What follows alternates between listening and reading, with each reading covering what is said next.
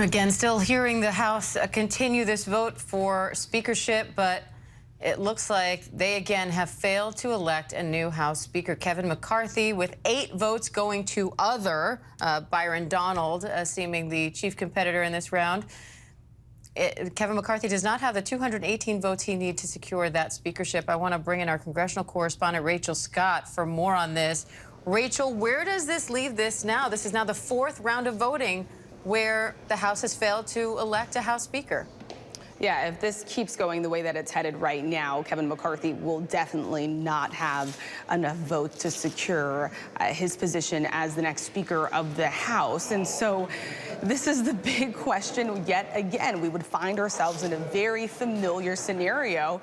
Yesterday was a historic moment when you had, for the first time, a nominee lose on the first ballot in their quest for speakership. And so now, if you're Kevin McCarthy, you're going to come off of this floor and you're going to once again reevaluate your strategy and ask, what more can you do to convince this group of conservatives to get across the finish line? At this point, I don't know necessarily how this ends, Diane. You have this group of conservatives. They're very small, but it is enough to block his path to Speaker. And they're willing to drag this out for however long it takes. Meanwhile, here on Capitol Hill, the House is essentially at a standstill until all of this is over. I mean, we talk about the impact that this has on Americans. We have Democrats warning about the impact that this has when it comes to government here in Washington, D.C. Well, they can't move forward. They can't vote on any other bills or any legislation. They can't even swear in members of Congress until all of this wraps up, Diane.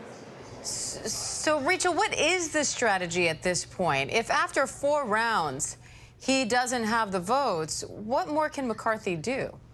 And, you know, I asked Leader Kevin McCarthy this very question yesterday. I said, at this point, if you keep losing, if you keep failing, what is your strategy here? How do you possibly push forward? And he essentially said, right now I have the most votes among the Republican conference. And so he said, look around, there's no other alternative that's getting as many votes as I am. So he still sees himself as in the lead, trying to close that gap.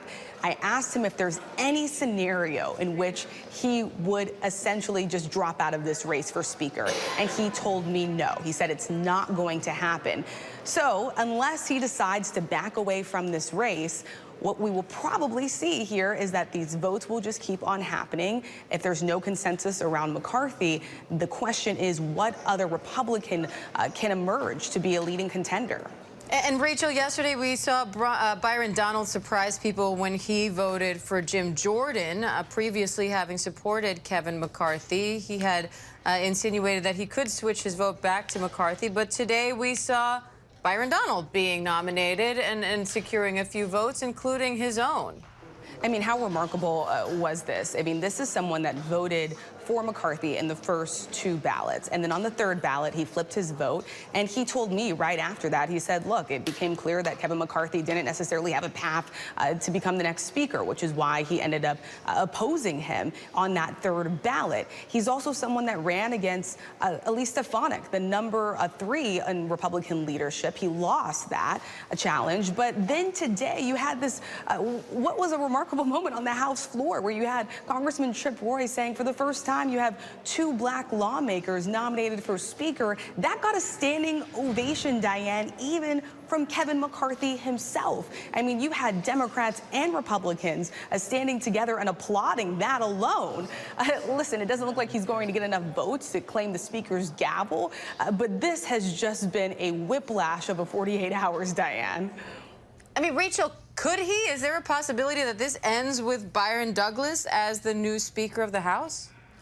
At this point, he has his work cut out for him, right? Because, look, McCarthy can only afford to lose 4 votes, so that he still has the majority of the Republican conference supporting him. Donalds would have to pull away all of that support. And you really have these 2 groups of Republicans that have sort of panned out here. You have the Never Kevins, these hardline conservatives who say they're never going to vote for Kevin McCarthy. They'll continue to vote for other Republicans like Donalds or Chip Roy or Jim Jordan. And then you have the other part of this conference, which is the only Kevins. And those are really moderate Republicans, those that are serving in leadership who say that they're only going to back Kevin McCarthy. So you have a stare-off between these these two sides here, and one of them has to cave because the margins in the House are just simply too slim at this point. There is going to have to be some type of consensus within the Republican Party, but it's still unclear how exactly they get there.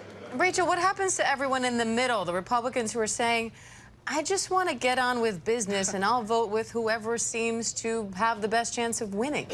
I think we will actually see more Republicans start to say that the more that we see this drag on. Look, lawmakers come to Washington because they want to get things done. I mean, this is what they campaign on. They want to pass bills. Republicans have a long list of investigations that they want to start here on Capitol Hill. They've been waiting and waiting to clinch the majority. This was supposed to be a big victory for them. And all of that has now been overshadowed by this battle for Speaker. Ironically, Kevin McCarthy told me yesterday that he doesn't see it as a battle. In fact, he doesn't see it that way at all, but there is no other way around it. I mean, look, there are no members of the House right now. They cannot conduct any business. No one has been sworn in. I mean, this is just remarkable what we are seeing play out here, and it's definitely historic. But I do think that you will see certainly more Democrats start to speak up in that way, but also some Republicans who are going to be growing very frustrated and very tired by this process. Multiple ballots heading to the floor over and over again for the same battle over Speaker, and they have to figure out a way to move forward. Hi, everyone. George Stephanopoulos here. Thanks for checking out the ABC News YouTube channel. If you'd like to get more videos, show highlights, and watch live event coverage, click on the right over here to subscribe to our channel, and don't forget to download the ABC News app for breaking news alerts. Thanks for watching.